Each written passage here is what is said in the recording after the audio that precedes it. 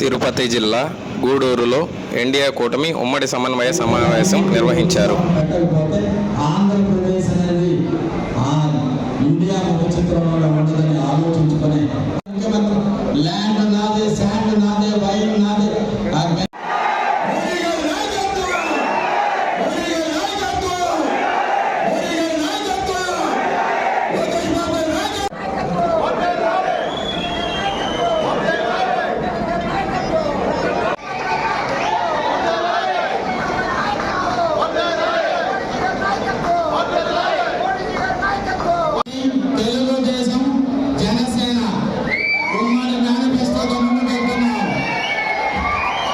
నడ్డా గారు, అమిత్ షా గారు, అదేవిధంగా పవన్ కళ్యాణ్ గారు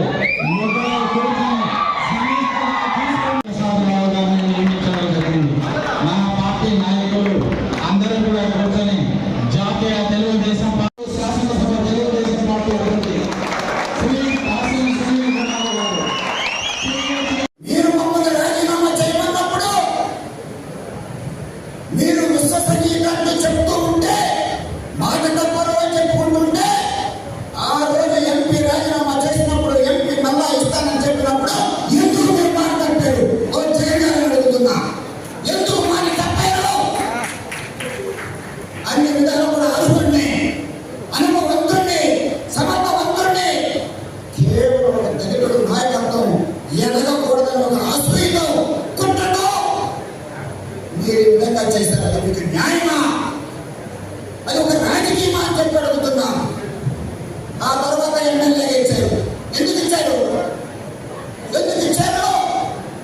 నేను కూడా క్రమశిక్షణతో ఉన్నాను కనుక ప్రత్యేక హోదా వరకు చెయ్యని దీక్షలు లేవు.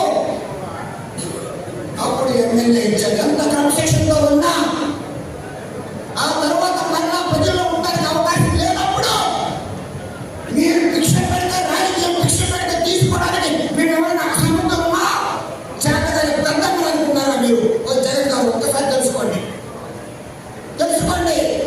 మీరేమైనా భిక్ష పెడతా రావడంతో రాదా ఐఏఎస్ విడిచిపెట్టి వచ్చారంటే ప్రజల్లో ఉండడానికి వచ్చారు తప్ప మీ గుండెల్లో ఉండడానికి రాదు. నా గుండెల్లో ఉండాలన్నా, నా గుండెల్లో ఎందుకయ్యా ప్రజల్లో ఉండాలని కోరుకున్నానయ్యా. మీ గుండెల్లో ఉండడానికి రాదా? ఆహా, తెలియదు చెప్పకండి.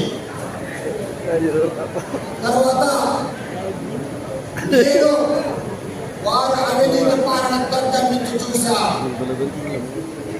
ఏం బయటకు వచ్చినప్పుడు కాదు, నేను ఎమ్మెల్యేగా ఉన్నప్పుడు కూడా వారిని చేతులు జోడించి కోరా.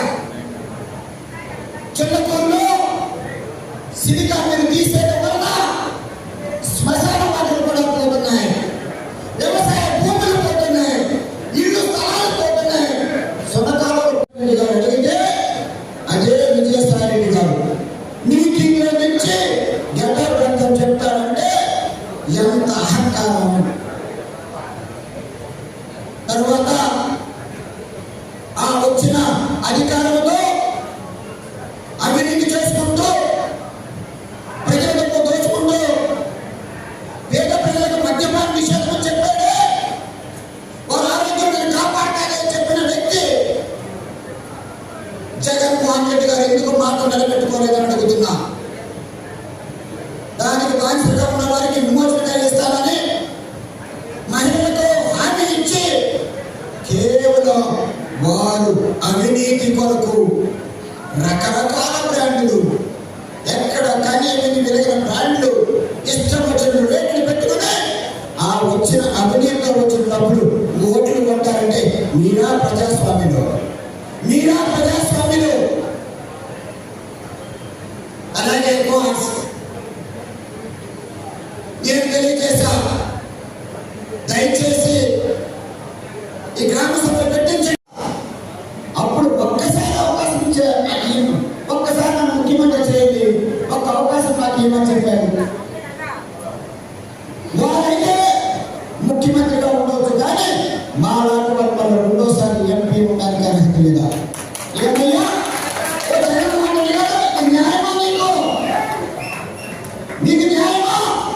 అసలు ప్రత్యేక హోదా చేసినప్పుడు ఆ ప్రత్యేక హోదా మీరు అధికారంలో వచ్చిన తర్వాత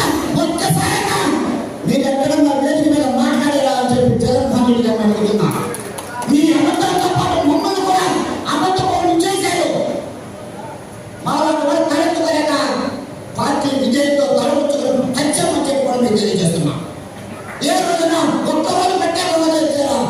ఏ రోజున ఒక్క వాళ్ళు గురించి మాట్లాడారా? అది ఏ విధంగా మీకు విశ్వసనీయతో కూడిన రాజకీయం అని చెప్పి నేను అడుగుతున్నా.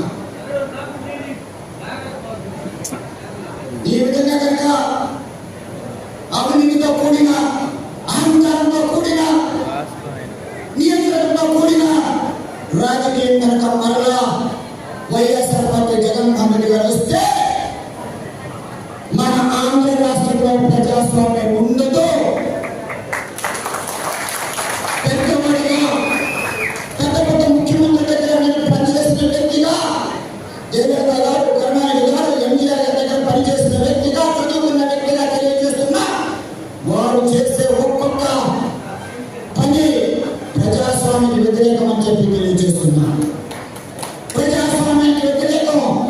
ఇక ఆ తర్వాత వాళ్ళు ఎదుట రెండోసారి రాణిస్తే మనం ఏ ఒక్క సామాన్యుడు కూడా ఎలక్షన్లో ఉండడానికి వీలు లేదు. ఎవరి వల్ల కాదు. అధికారంతో అవినీతితో వచ్చిన డబ్బులు మరలా వచ్చి అధికారం తీసుకుంటారు. మరలా అధికారంతో అవినీతి వస్తుంది. ఆ సైకిల్లోనే వాళ్ళే ఉంటారు తప్ప, అహంకారంలో ఉన్న వాళ్ళు ఉంటారు తప్ప, ఒక సామాన్యుడు ఆంధ్రప్రదేశ్లో రాజకీయం చేసుకోవడానికి అవకాశం లేదు. అందుకే